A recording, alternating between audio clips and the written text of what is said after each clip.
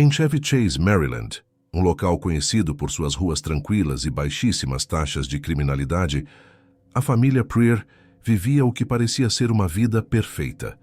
Leslie Preer, uma mãe calorosa e compassiva, seu marido, Carl Sandy Preer, um homem considerado o vida da festa, e sua filha, Lauren, formavam um núcleo familiar unido.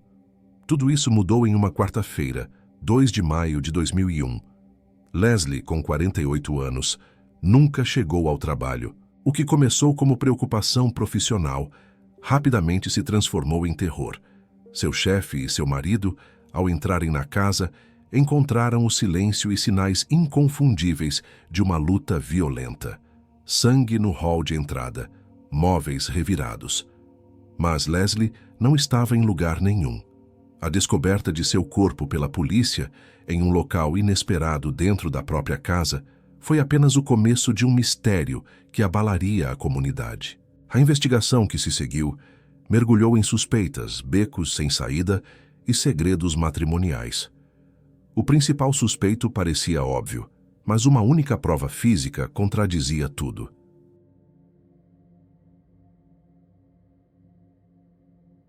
Leslie Preer, nascida Jennings em 5 de outubro de 1952, era uma mulher de 48 anos no centro de sua comunidade.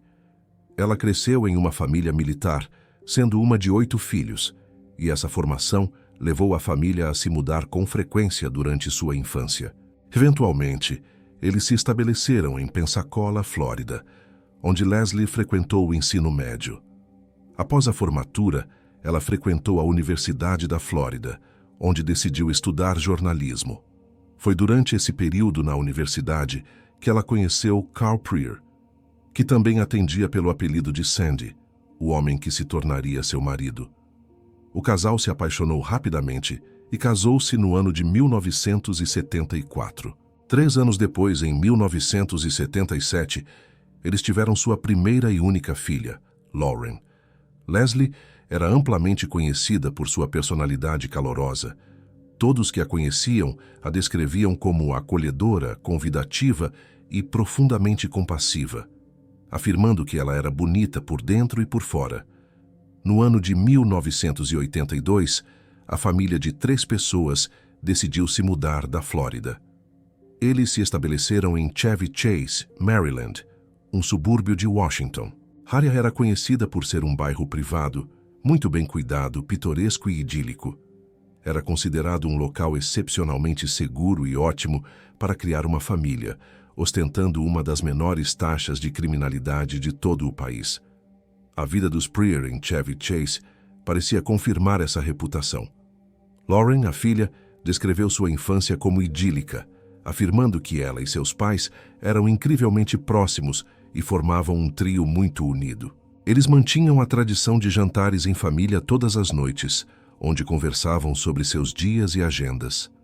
Para quem olhava de fora, o casamento de Leslie e Sandy parecia igualmente perfeito. Eles aparentavam ter um relacionamento saudável e pitoresco. A normalidade dessa vida foi quebrada na quarta-feira, 2 de maio do ano de 2001.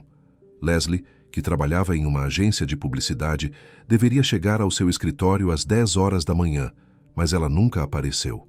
Por volta das 10h30, seu chefe, Brett Ray, ou Wright, começou a se preocupar. Era extremamente incomum para Leslie, descrita como muito confiável, faltar ao trabalho sem telefonar.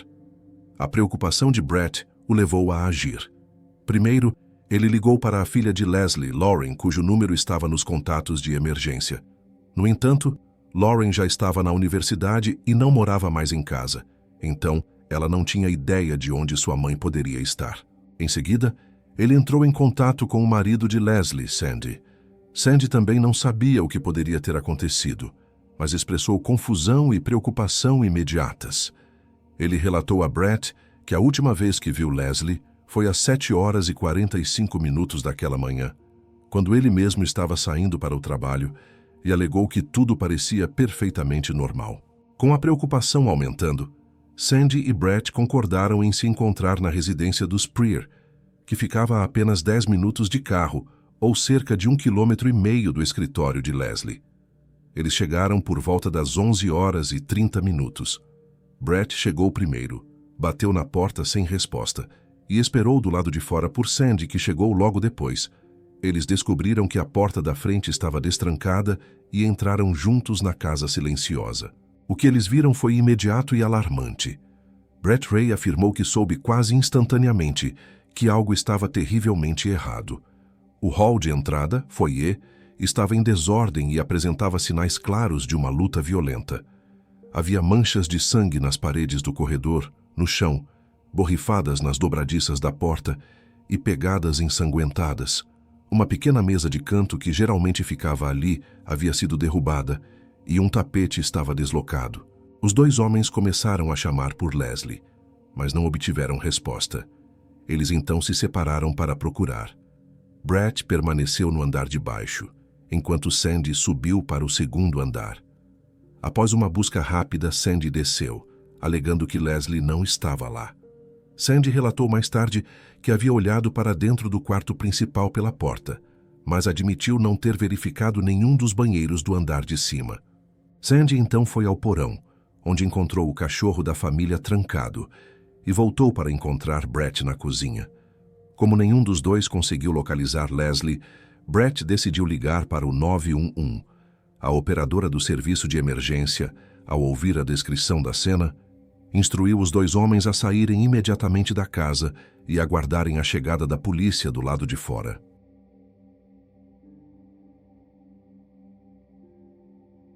A polícia chegou à residência dos Prier aproximadamente 5 a 7 minutos após a ligação de Brett, por volta das 11h45 da manhã. Quando Sandy Prier foi cumprimentar os policiais que chegavam, eles imediatamente sacaram suas armas e as apontaram para ele. De acordo com Brett Ray, a reação de Sandy a essa demonstração de força foi profundamente perturbadora. Sandy teria dito algo como: "Oh, vocês estão falando sério", quase em tom de brincadeira. Brett achou a atitude de Sandy inadequada para o momento, mas também considerou que poderia ser uma reação de negação profunda. Enquanto os policiais entravam para proteger o local, Sandy e Brett permaneceram do lado de fora. Foi nesse momento que Sandy compartilhou sua teoria com Brett, sugerindo que todo o sangue no hall de entrada devia ser porque Leslie havia caído. Brett, no entanto, sentiu que a enorme quantidade de sangue que ele viu e a forma como estava espalhado indicavam algo muito mais sinistro. Brett também achou que Sandy estava agindo de forma delirante e lembrou que Sandy tinha sido muito rápido ao verificar o andar de cima quando chegaram. Brett então perguntou a Sandy se ele tinha certeza de que havia procurado minuciosamente em todos os cômodos.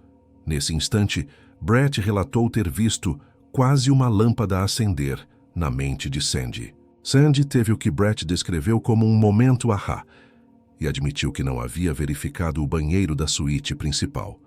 Eles imediatamente informaram os policiais sobre isso. Os oficiais retornaram à casa e subiram para o quarto.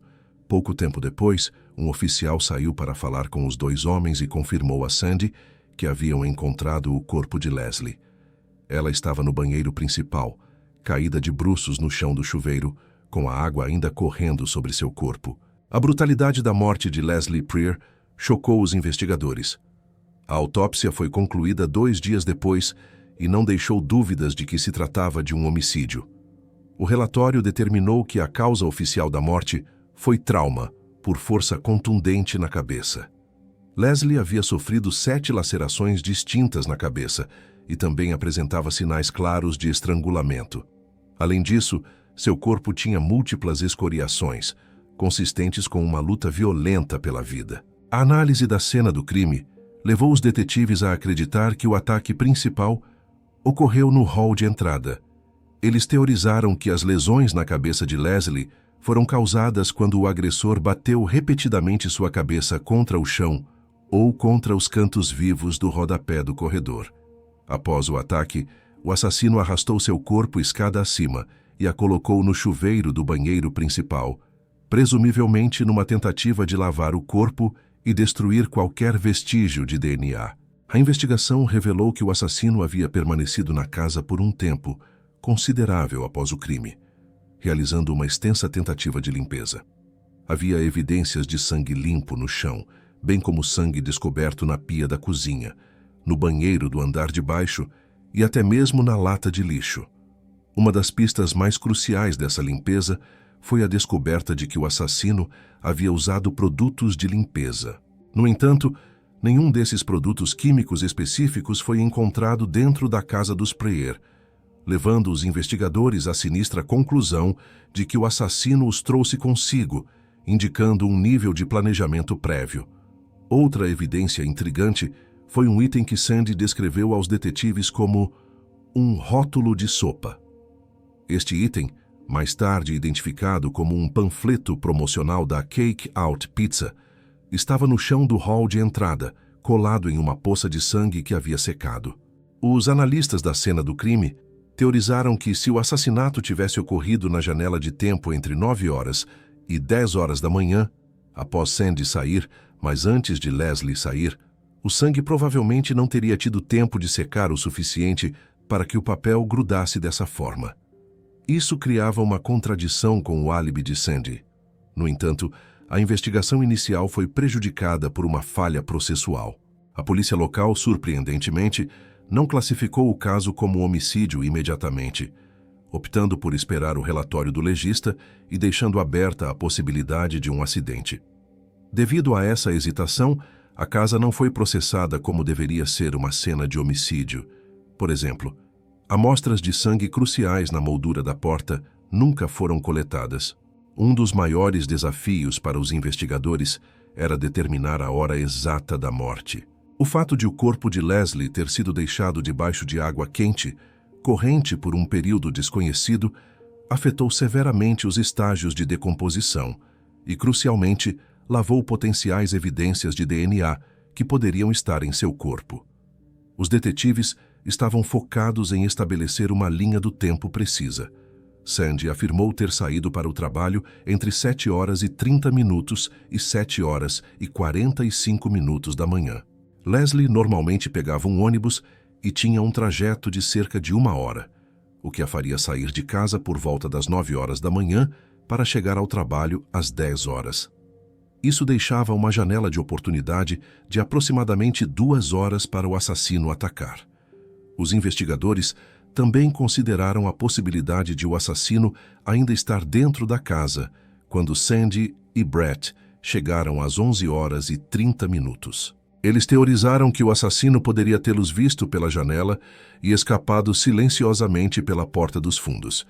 A polícia iniciou entrevistas de porta em porta com os vizinhos. Embora a maioria não tivesse notado nada, 2 observações se destacaram. Um vizinho relatou que durante a madrugada de 2 de maio, acordou no meio da noite e olhou pela janela. Ele notou que todas as luzes da casa dos Pryor estavam acesas, mas todas as persianas estavam fechadas, algo que ele achou muito estranho na hora. Um segundo vizinho forneceu uma informação sobre a manhã do crime. Esta vizinha afirmou ter visto Sandy Pryor sair de casa para trabalhar. Ela lembrou que Sandy a viu, acenou e gritou, "Bom dia!". Na época, pareceu um gesto normal de vizinhança. No entanto, após saber da morte de Leslie, essa vizinha começou a especular. Ela se perguntou se Sandy teria dito bom dia de forma tão deliberada para garantir que ela o visse saindo de casa, essencialmente para solidificar um potencial álibi.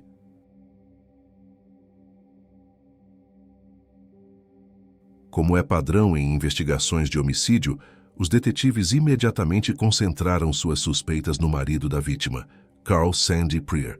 Sandy tinha um álibi. Ele afirmou ter saído de casa para trabalhar entre 7 horas e 30 minutos e 7 horas e 45 minutos da manhã. Um relato que foi corroborado por um vizinho que o viu sair e por seus colegas de trabalho, que confirmaram sua chegada pontual ao escritório, onde permaneceu até receber a ligação de Brett Ray. A polícia considerou que seria improvável ele ter cometido o crime, a menos que o tivesse feito antes de sair para o trabalho. No entanto, fisicamente Sandy não apresentava arranhões ou hematomas, o que parecia inconsistente com as múltiplas escoriações defensivas encontradas no corpo de Leslie, que indicavam uma luta violenta. Em seu primeiro interrogatório formal, em 4 de maio, os detetives pressionaram Sandy sobre a linha do tempo e o estado de seu casamento. Sandy detalhou seu dia anterior, 1º de maio, alegando que foi trabalhar e depois passou por 3 lojas de tecnologia diferentes procurando uma bateria de computador, só chegando em casa por volta das 21 horas. Ele disse que foi direto para a cama, enquanto Leslie ficou acordada e foi para o quarto em algum momento no meio da noite. Mais importante, Sandy foi transparente sobre problemas conjugais, admitindo que havia muita tensão no relacionamento, principalmente em torno de finanças. Ele alegou que Leslie havia recorrido à bebida para lidar com a tensão e que o álcool trazia à tona um lado muito feio dela. Sandy usou isso para explicar por que chegava em casa cada vez mais tarde, como na noite anterior, para evitá-la nesse estado. A suspeita da polícia se intensificou quando Sandy concordou em fazer um teste de polígrafo, detector de mentiras, e falhou. Para os detetives, isso confirmava suas teorias. Cerca de 3 semanas após o assassinato, Sandy mudou de postura. Contratou um advogado e parou de responder a todas as perguntas. Ele sentia que os investigadores tinham visão de túnel e estavam determinados a incriminá-lo. Em 24 de maio, os detetives o atraíram para a delegacia, dizendo que ele poderia buscar itens apreendidos, mas o colocaram em uma sala de interrogatório e o pressionaram agressivamente, dizendo que todos nós sabemos o que aconteceu e que ele deveria confessar pelo bem de sua filha Lauren. Sandy recusou-se repetidamente a falar sem a presença de seu advogado. 1 ano depois, a polícia ainda insistia com Lauren que seu pai estava envolvido. Lauren, no entanto, foi inflexível, defendendo-o veementemente. Ela afirmou que seu pai não era possessivo nem agressivo e que era impossível ele ter matado sua mãe. Apesar da defesa de sua filha, Sandy Preer permaneceu o principal suspeito aos olhos da lei até sua morte, em 2017. Lauren declarou que ele morreu de coração partido. Aproximadamente 2 meses após o assassinato, enquanto a pressão sobre Sandy aumentava, os resultados forenses mudaram drasticamente o caso. Os analistas encontraram DNA masculino desconhecido debaixo das unhas de Leslie Preer. Isso era uma prova clara de que ela havia lutado fisicamente contra seu agressor. A descoberta mais crucial foi que esse perfil de DNA foi comparado ao de Sandy Preer e não pertencia a ele.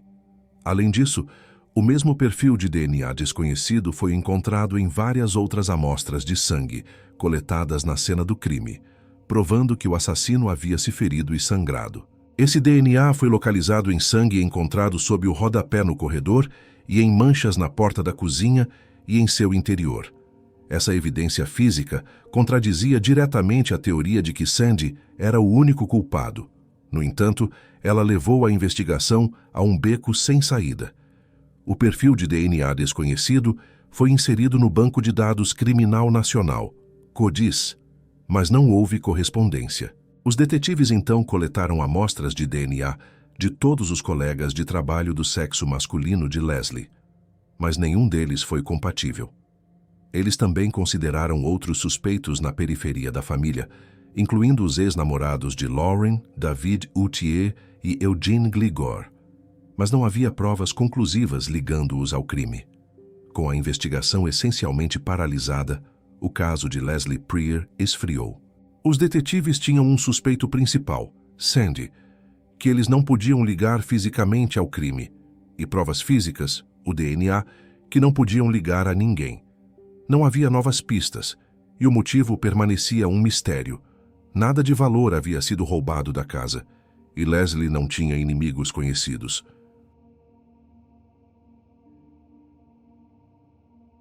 No ano de 2010, cerca de 9 anos após o assassinato, uma equipe de casos arquivados, Cold Case, assumiu a investigação. Na esperança de que o assassino fosse local, eles adotaram uma nova estratégia e coletaram amostras de DNA de todos os homens que viviam na vizinhança dos Preer na época do crime. No entanto, mais uma vez, nenhum dos testes resultou em uma correspondência. Sem novas pistas, o caso foi arquivado novamente, permanecendo frio por mais uma década. O caso de Leslie Prior permaneceu congelado por mais de 2 décadas, até o ano de 2022. Naquele ano, 21 anos após o crime, uma nova unidade de casos arquivados, liderada pelas determinadas detetives Tara Augustine e Alison Deploy, decidiu reabrir a investigação. Com os enormes avanços na tecnologia de DNA, elas se concentraram na única evidência física que nunca havia sido explicada: o perfil de DNA masculino desconhecido. As detetives decidiram empregar uma técnica de ponta, a genealogia genética forense, FGG. A amostra de DNA foi enviada a um laboratório privado, identificado como Outram em uma fonte, para ser comparada com bancos de dados públicos de genealogia, nos quais as pessoas voluntariamente carregam seus próprios resultados de testes de DNA. A análise genealógica retornou várias correspondências distantes, algumas delas internacionais, mas um hit muito forte se destacou: alguém que vivia na Romênia. Isso sugeriu imediatamente que o suspeito desconhecido tinha forte ascendência romena. Os genealogistas forenses começaram a construir árvores genealógicas complexas, rastreando os parentes e descobrindo que uma das correspondências romenas era um primo primeiro 2 vezes removido do suspeito. Após 2 anos de trabalho meticuloso, analisando inúmeros registros, a equipe finalmente, no ano de 2024, isolou um sobrenome: Gligor, ou Glior. Esse nome soou um alarme para as detetives, pois era familiar. Elas vasculharam os arquivos originais do caso e descobriram que o nome estava lá o tempo todo. Uma dica havia sido recebida no ano de 2002, apenas 1 ano após o assassinato, apontando para um ex-vizinho chamado Eugene Gligor. Em uma chocante falha processual, a investigação original nunca deu seguimento a essa dica. A polícia, em 2002, nunca falou com Eugene. Eugene Gligor era o ex-namorado de colégio da filha da vítima, Lauren Prior. Os dois tiveram um relacionamento sério que durou 5 anos, mas terminaram amigavelmente em 1999, 2 anos antes do assassinato. Na época, Eugene era uma figura conhecida na casa dos Prior. Ele morava a apenas 10 minutos de caminhada, em um bairro vizinho conectado por uma trilha. Ele era descrito como carismático, espirituoso e popular, e frequentava constantemente a casa da família, às vezes esperando Lauren chegar enquanto conversava com seus pais. Leslie, a vítima, e Eugene se adoravam. A única pessoa na família que nutria desconfiança era o pai, Sandy Prior. Sandy nunca gostou de Eugene e sempre dizia à filha que sentia que algo estava errado com ele. Sua intuição era tão forte que, mesmo após o assassinato de Leslie, Sandy chegou a perguntar a Lauren se ela achava que Eugene poderia ser o responsável. Na época do crime, em 2001, Eugene tinha 21 anos e estava na cidade. Seu comportamento foi altamente suspeito. Embora seus pais e seu irmão tenham comparecido ao funeral de Leslie, Eugene não foi.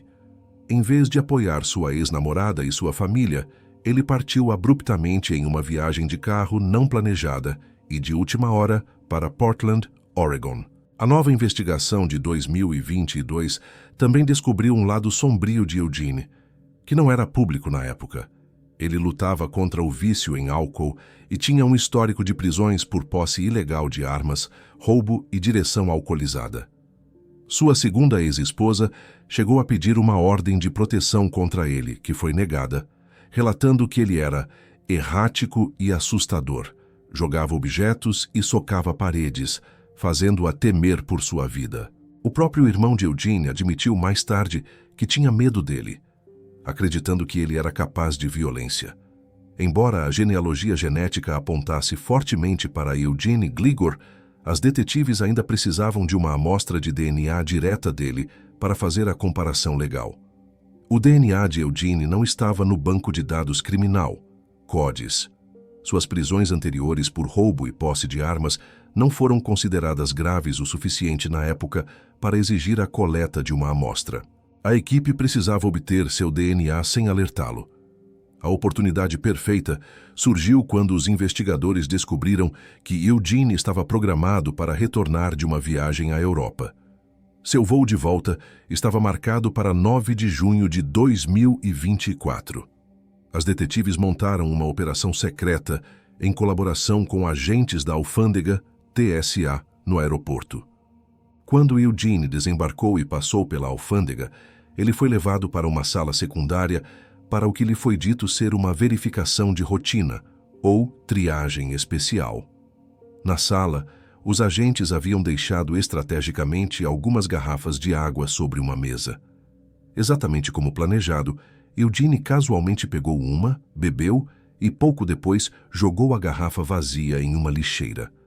Imediatamente após ele sair da sala, os detetives, que monitoravam a operação, recuperaram a garrafa descartada. A garrafa foi enviada diretamente ao laboratório forense para análise.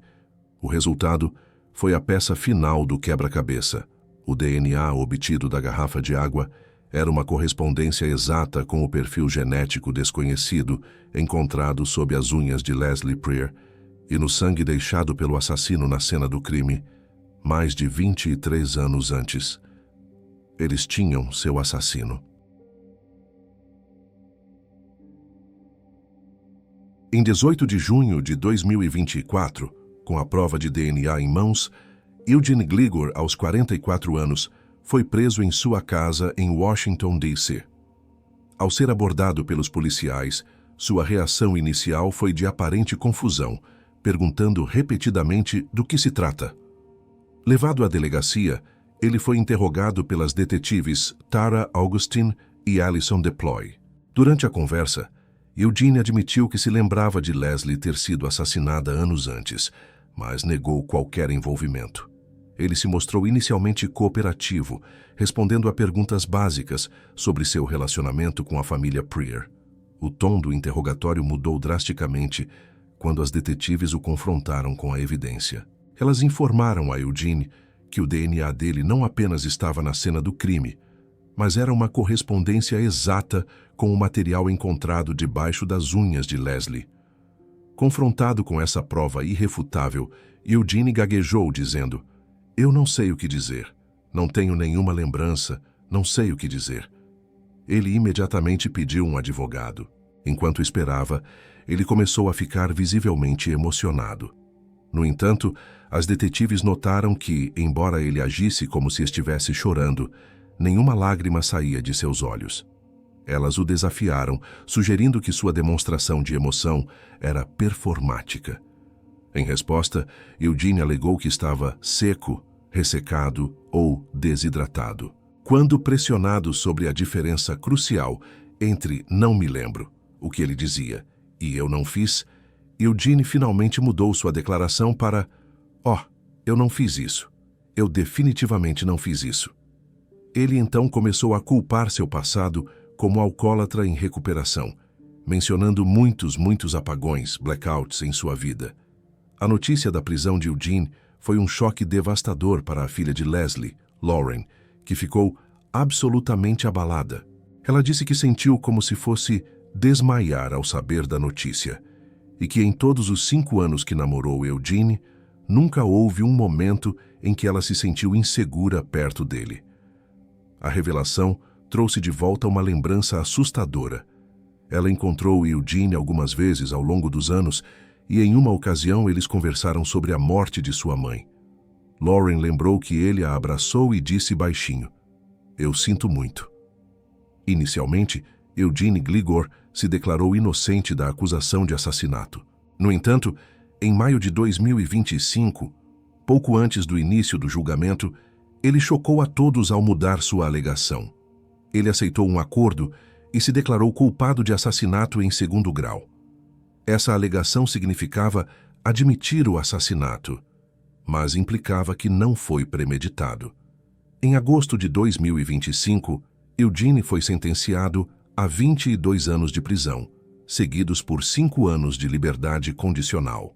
Durante sua sentença, Eugene falou ao tribunal dizendo: "Sinto muito ter levado tanto tempo para assumir total responsabilidade e estou aliviado que o segredo acabou." Posteriormente, um memorando da promotoria revelou a versão de Eugene dos eventos daquele dia. Ele alegou que na manhã de 2 de maio de 2001, ele acordou e bebeu uma combinação de drinks e shots antes de dirigir para o trabalho. No caminho, ele parou na casa dos Prier por volta das 9h30 da manhã. Ele afirmou ter apenas uma vaga memória de entrar e ter uma altercação física com Leslie. Ele insistiu que não tinha memória do assassinato em si ou de ter colocado o corpo dela no chuveiro. Apesar da confissão de culpa, o motivo real por trás do assassinato de Leslie Prier permanece um mistério até hoje. A principal teoria dos detetives é que foi um roubo que deu terrivelmente errado. Eles acreditam que Eugene, que conhecia a casa intimamente, pode ter tentado roubá-la, não esperando que Leslie estivesse lá. Quando ela o reconheceu, ele entrou em pânico e a matou para silenciá-la. No entanto, essa teoria tem falhas significativas. Notavelmente, não havia sinais de entrada forçada, levantando a questão de como ele entrou. Talvez a própria Leslie o tenha deixado entrar, já que o conhecia. Além disso, o nível extremo de violência usado contra Leslie parecia inconsistente com um simples roubo.